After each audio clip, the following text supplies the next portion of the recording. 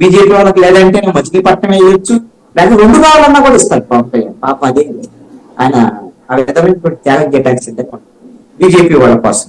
ఆయన ఎప్పుడు చెప్పాడు కదా, బీజేపీ మా పొత్తులోకి వస్తుందని నేను సీట్లు కూడా తగ్గించుకుంటున్నాను. అది ఏమన్నా జరిగిద్దని చూడాలి. ఈ విషయంలో మాత్రం నేను అనుకుంటున్నాను, రఘురామకృష్ణరాజు మేకపోతు గాంభీర్యం ప్రదర్శిస్తున్నారు. నేను బీజేపీ వాళ్ళు ఇది మారుస్తారు ఇది మారుస్తారు, ఇవన్నీ కూడా ఒత్తుత్తి మాటలే. ఇలాంటి బెదిరింపులకి బీజేపీ భయపడేటువంటి అవకాశం మాత్రం నాకు కనపడటం. వాళ్ళు బెదరాల్సినటువంటి అవసరం కూడా వాళ్ళకి. బెదిరేది మాత్రం ఎవరంటే చంద్రబాబు నాయుడు బెదరాలి, ఉంటుంది పవన్ కళ్యాణ్ తల్లి. అది బెదిరినప్పుడు ఏం జరిగింది ఏంటి, వాళ్ళకి ఎక్కడైనా స్పేస్ దొరికిద్దా లేదని నాకు తెలియదు. నేను అనుకుంటున్నాను రఘురామకృష్ణరాజు అయితే ఈ ఎన్నికల్లో బహుశా చాలా మంది అంటున్నారు కదా ప్యాకలో జోకర్ అని, ఇలాంటి విమర్శలు చేస్తున్నారు. సర్కస్ లో ఇలాంటి వాళ్ళు అంటారు. నేను అనలిస్తున్నాను కాబట్టి నేనే విమర్శ చేయను, కానీ ఆటలో అడ్డుపడినాలని మిగిలిపోతాడేమో పాపం, ఎటు అక్కడికి పోతున్నాడు అని అనిపిస్తుంది.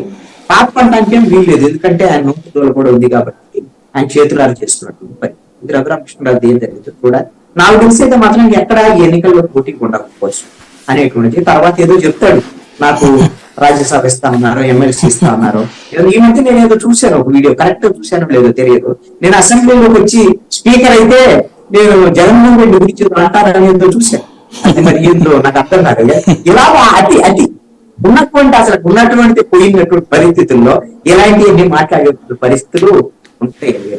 ఇక సామాజిక సమీకరణలో సోషల్ ఇంజనీరింగ్ విషయానికి వచ్చేసరికన్నా సాయి గారు ఇది ఖచ్చితంగా ఎన్నికల్లో పనిచేస్తాయి, ఇది ఖచ్చితంగా అవసరం అని కూడా నేను భావిస్తాను.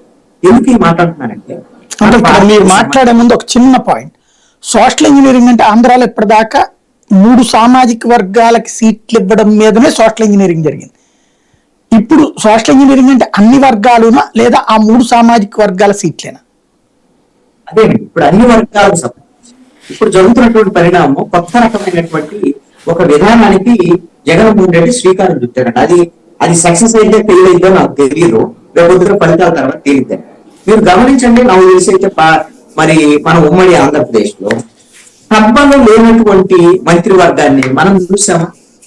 ఇప్పుడు జగన్మోహన్ రెడ్డి ప్రైవేట్ కదా.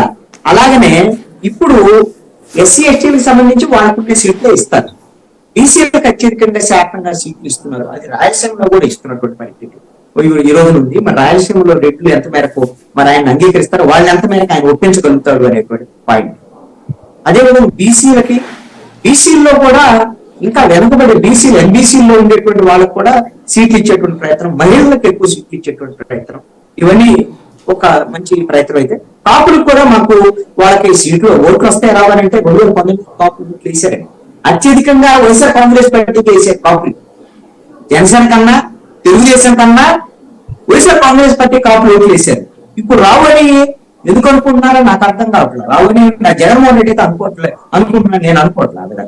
కాపులు ఓట్లు ఇప్పుడు కూడా జగన్మోహన్ రెడ్డి తనకు వస్తాయి అనేటువంటి దానికి ఉన్నాడు. అందుకు అనుగుణంగా కొంత